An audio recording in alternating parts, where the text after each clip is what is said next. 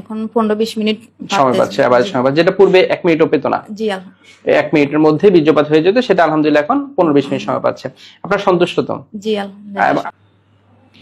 আসসালামু আলাইকুম প্রিয় দর্শক, আমি ডাক্তার মোহাম্মদ রায়হান উদ্দিন। কথা বলবো দ্রুত বীর্যপাত উত্থানজনিত সমস্যা সমাধানের ফিডব্যাক নিয়ে।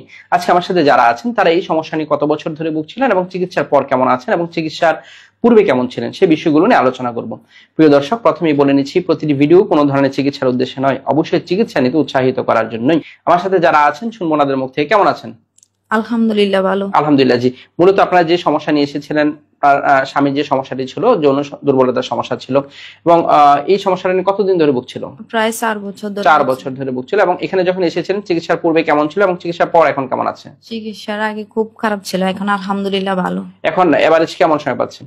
এখন 15-20 মিনিট সময় পাচ্ছে, এভারেজ সময় পাচ্ছে, যেটা পূর্বে 1 মিনিটও পেত না। জি 1 মিনিটের মধ্যে বীর্যপাত হয়ে যেত, সেটা আলহামদুলিল্লাহ এখন 15-20 মিনিট সময় পাচ্ছে। আপনার সন্তুষ্ট তো? জি আলহামদুলিল্লাহ।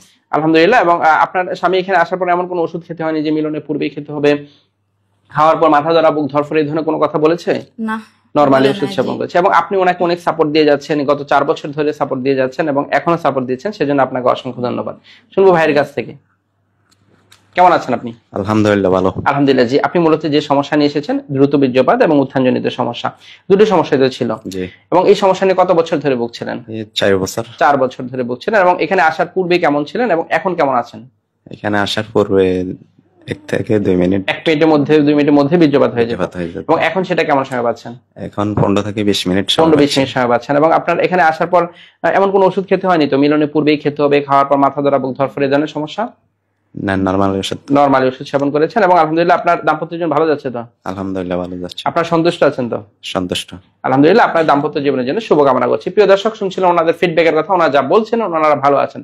যারা এই ধরনের সমস্যাগুলো নিয়ে ভুগে থাকেন, অবশ্যই সঠিক চিকিৎসার মাধ্যমে ভালো ফলাফল পাওয়া সম্ভব, এটিই তার প্রমাণ। সকলকে ধন্যবাদ জানিয়ে শেষ করছি। আসসালামু আলাইকুম।